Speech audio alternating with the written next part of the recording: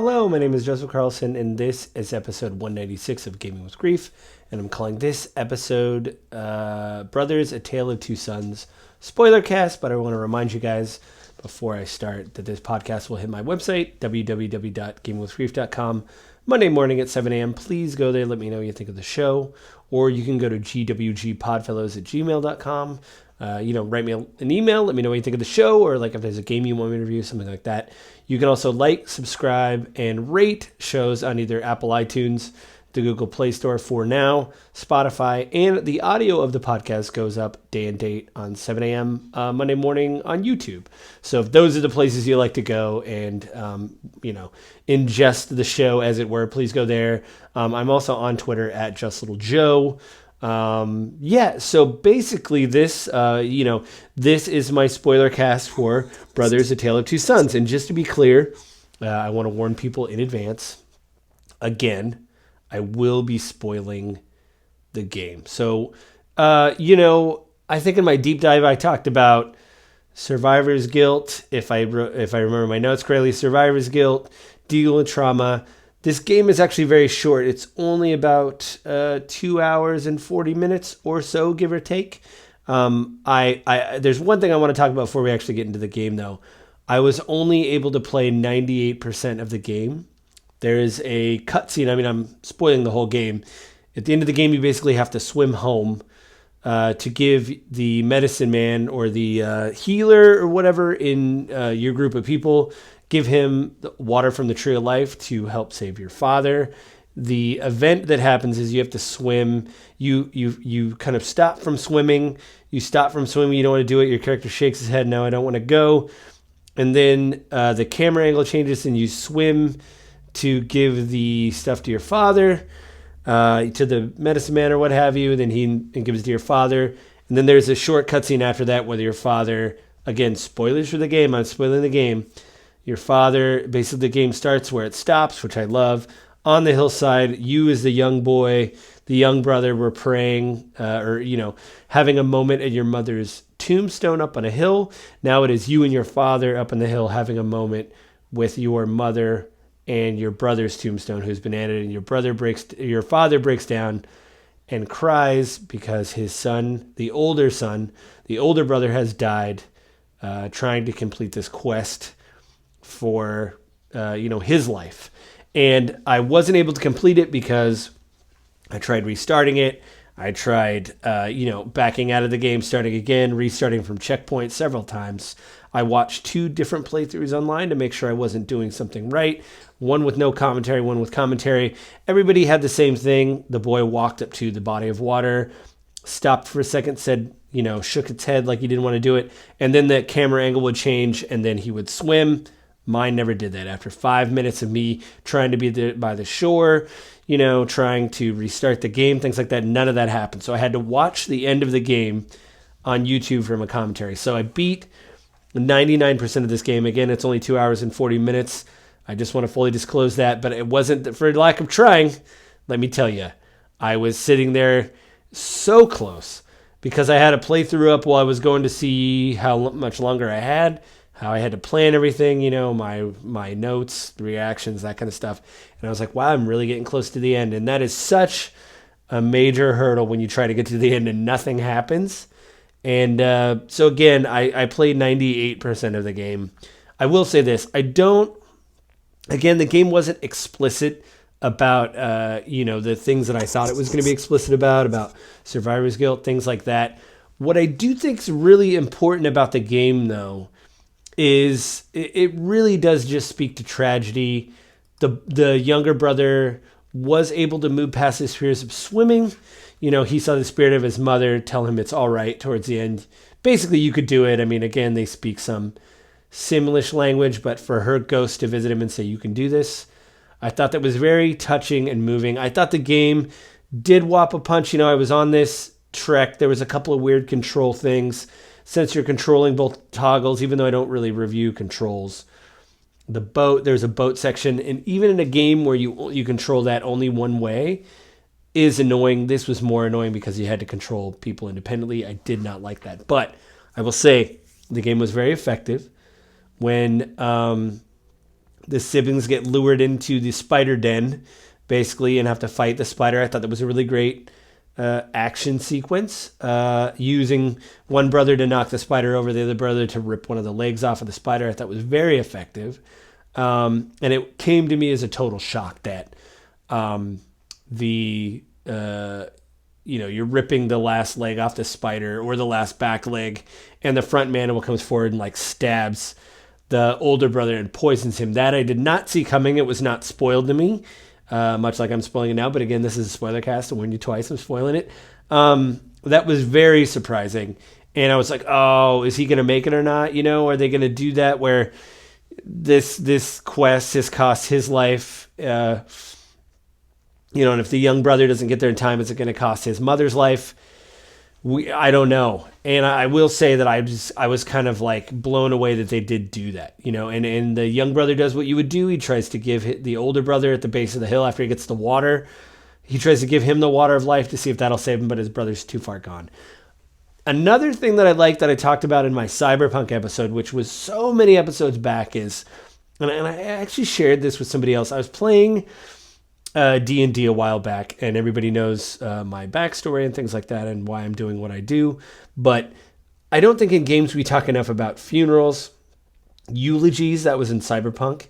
And I was playing D&D a while back, and don't worry, this is going somewhere. I was playing D&D a while back, and the DM was trying to roll me into a bunch of events that had already happened with another group. So he can't really change the outcome of those events, because it's, if I'm trying to witness what is happening and then I'm going to meet this group, I can't start talking about the things that didn't happen. What I think is interesting when I was playing D&D is basically my character saw a child get killed, get murdered. And I told the DM that, we were on a farm. It was a farmhouse, and I was kind of in hiding, waiting to meet the group. I didn't meet the group I was going to meet, and I saw this kid get murdered. And so what happened was I told the DM, if we're by a farmhouse, I go in the barn, I find a shovel, I bury the kid.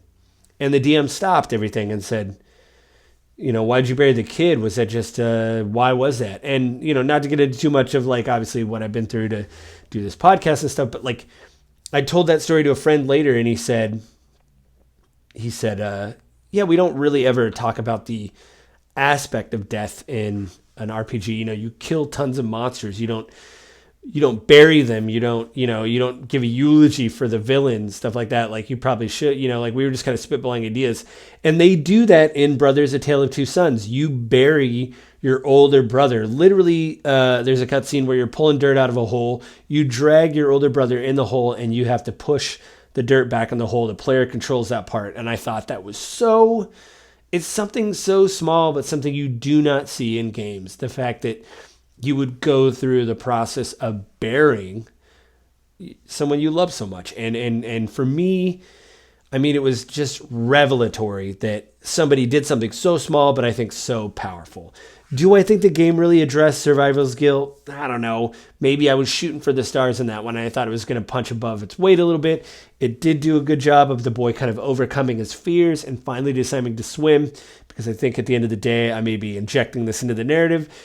But since they're speaking Simlish, I guess I have to extrapolate what I can out of it. It's the fact that he did what he could do when he could do it. So he overcome his fear because he knows, if I don't do this, then my father's probably dead, I will have a minor quip at the end. There's a very somber moment where the father is crying over the gravestones of his wife and his older son. And in the middle of the game, you meet this osprey, owl, griffin creature that flies you to safety and then flies you back to your home. So that way you can, which is interesting because at that point in the game, after I buried my brother, I was far from home. My character was, and I thought, how am I going to get back to my idyllic village right now? And then I just call it a griffin. The griffin comes down and flies you home. I will say, though, at the end, though, when you're having this moment where your father is broken down in tears, you put your hand on your father's back, you look at the gravestone, the camera flies past your head, you see the griffin fly over, and it has this really kind of rising score with the griffin kind of flying. And I'm not saying that everything has to be depressing or whatever, but it just felt that was something that conflict. This is a time for me when the things didn't line up. You know, it's one thing to have a mood for your game and like how you see the score coming up and all that, and it felt too triumphant, too. I wanted something just a little bit downbeat, but it's a few notes at the end. It felt weird, but I think they did so much right with the rest of the game. You know, I think in my deep dive again, I think I overshot a little bit what I thought the game was going to say. But I think there's a powerful, touching story of two brothers trying to go save their father from obviously disease, certain doom, and the older brother obviously perishing, younger brother completing the quest, overcoming some of his fears of swimming, and still having to deal with the aftermath of his other brother dying and the sadness of his father and like, what do we do now? Stuff like that. I thought, and you know, a lot of people talk about length of games and things like that. I got this as part of the PlayStation Plus Extra tier, so I'm not sad that I didn't pay for it. I didn't whatever. I don't know how much the game is now, but to me, it was just an emotional story. And you know, I know I've complained a lot on this podcast about like epilogues and like where a natural ending was. But when you come back, when the griffin lands you back near your home and you have to climb back up to the treetop house you live in or whatever on the rocks, why the griffin didn't fly there? I know why. But the things of, again, to climb up, there was always, you're controlling both brothers. There was always 2 stones to climb on and 2 stones to jump on, 2 places to do this, 2 whatever. There's 2 stones there. You have to climb up. So it's like your brother's not here anymore. And you have to feel that, like, oh, he's not here. I have to do this. There's a lever you have to pull. Your brother, the bigger brother, was stronger. He had to pull the lever. You had to do the other stuff. You could sneak through grates, things like that. But your older brother wasn't there to pull the lever at the end. You had to try to do it and pull the lever. You finally do it. It's like things like that of like, you got to do it alone now. I think that was an amazing touch to the story. So even getting back to your house was like this reminder that your brother wasn't around. So I know I've complained about it before about, maybe there's a natural place for story to end. There's an epilogue, something like that. Guardians of the Galaxy, when I talked about it with Martin, was a big deal. Why there was an epilogue after you have your big celebration. And I'm not going to spoil that game in this. Anyway, really powerful story. Hats off to the team. I don't know if their other games follow these kind of things. I know they do a lot of co-op, but I don't know if it specifically has to do with grief. I know they came out with a game, 2 years ago? It Takes Two that I talked about in my initial impressions. I think won Game of the Year award. So I don't know if maybe that's one I'll be checking out later. But yeah, I love the game. And it just kind of blew me away. So, that's it. I recommend Brother: A Tale of Two Sons if you haven't played it. If you can get your hands on it for cheap, or if you have it as part of a subscription service, please consider that. So I think that's it this week, guys. But I want to remind you before the show ends that this will hit my website, www.gameswithgrief.com, Monday morning at 7 a.m. Please go there and let me know what you think of the show. You can also subscribe to the show on either Apple iTunes, the Google Play Store, or Spotify. And the audio goes up day and date on YouTube, Monday morning at 7 a.m. Also, write to me at gwgpodfellows@gmail.com. Let me know what you think of the show. If there's a game you want me to review, leave it there, something like that. You can also write to me on Twitter at JustLittleJoe. Find me there. Let me know what you think of the show. I will try to get better about promoting this thing. I think that's it this week, guys. Everybody out there be safe, and I will talk to you again next week.